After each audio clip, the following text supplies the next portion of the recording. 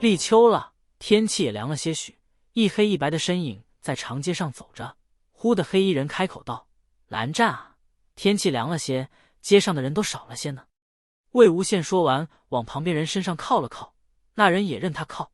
蓝忘机看着靠在他身上的人，下意识地问道：“可感觉冷？”可这人听他问完，愣了一下，随即直了身子，忽然不靠他了，一脸骄傲地说着：“不冷啊，蓝湛，又没有到冬天。我小时候下雪时都穿单衣的，后来在莲花坞也没在意，在乱葬岗时衣服也不多，就练出来了。夷陵老祖还能在寒风中御师作战呢。”然后毫不在意的挂着大大的笑看着他，扬着头：“我厉害吧？”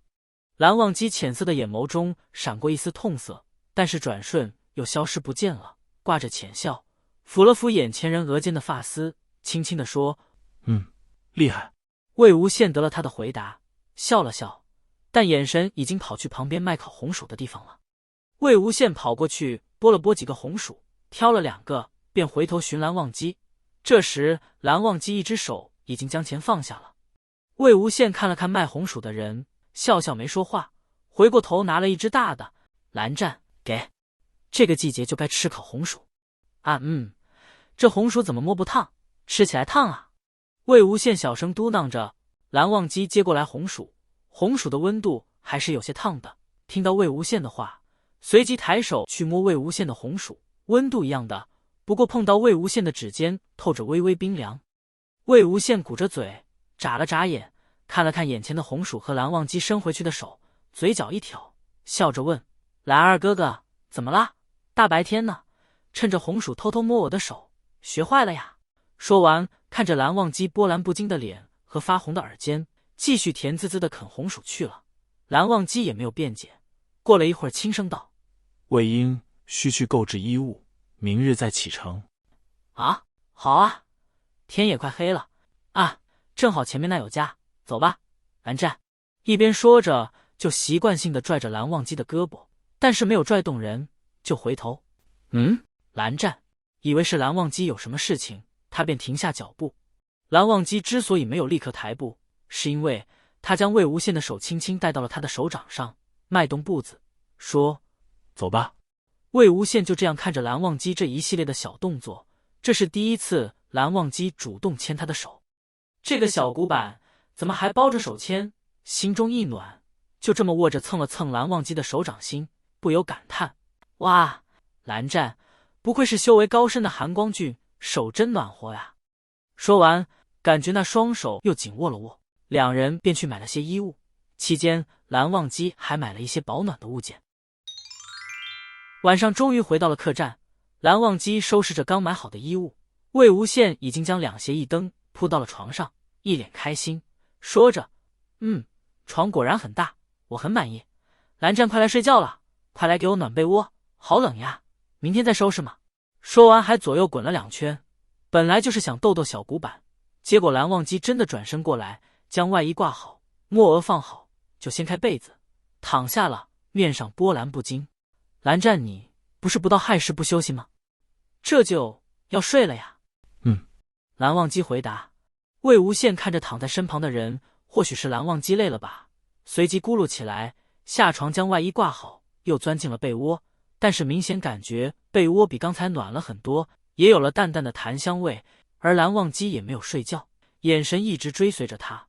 魏无羡支着脑袋，回想起刚才自己说的话，不自觉笑了，霎时明了了：“蓝湛，你该不会在暖被窝吧？”自己说着都有点难以置信，但是又感觉这是蓝忘机可以做出来的事情，便问了。躺着的人看着他，侧着眸回答着：“不是冷。”魏无羡忍着笑，看着眼前蓝忘机一脸疑惑，感觉心被什么震了一下，眼睛忽的有点酸酸涩涩，然后就将毛茸茸的头埋进蓝忘机的颈间，闷声道：“我冷。”两只手圈住了蓝忘机，蓝忘机也将手搭在魏无羡腰际，轻轻抚了抚，低头亲了亲他的发顶，轻声说：“魏婴，我在。”另一只手摩挲着魏无羡微凉的脸颊，斟酌了一下，又说：“魏婴，莫玄羽的身体或许不如你，要注意，冷便告知于我。”语气小心翼翼，但是透露着十分的担心。魏无羡回想到今天蓝忘机的一系列反应，好像好久都没有人问过他这些了，突然觉得鼻酸。蓝湛，你真的特别好。魏无羡笑出了声，抓住他脸颊旁的手。好呀，蓝儿哥哥功力深厚，我一冷，那自然是直接找你取暖了，你最好了。话音落，抬起头亲了亲蓝忘机的脸，自己的四肢现在都是冰冰凉凉，下意识将脚往床边靠了靠，脚一直没有暖，冰到蓝湛可怎么好？但是他的小动作怎么瞒得了眼前的人？那人默默将脚往这边靠，魏无羡玩心大起，就继续挪着不让蓝忘机碰到，嘴上说着那蓝湛晚安了，眼睛闭着就要睡的样子。蓝忘机看着不老实的人，将自己平躺的姿势换位侧躺，再侧身抱住魏无羡，接着将他的脚也压好。蓝忘机一动，魏无羡便继续动，两个人就在被子里用腿过起招来。不过蓝忘机力气大一些，一会儿就按住了魏无羡的脚，触即是冰凉。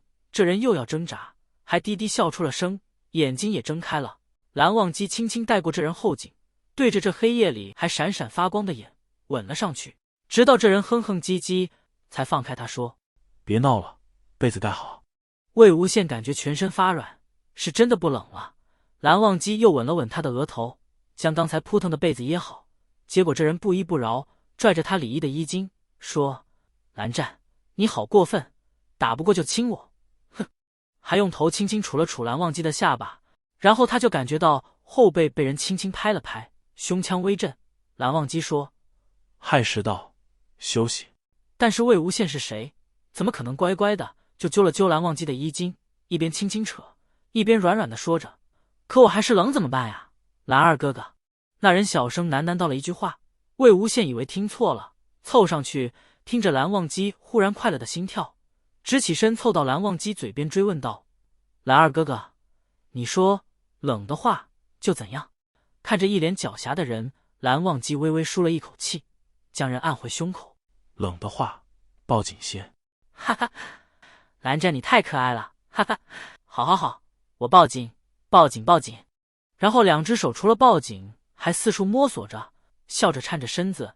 头顶的人忍无可忍道：别乱动。蓝二哥哥，你不是让我抱紧的吗？我抱紧了呀，没有乱动。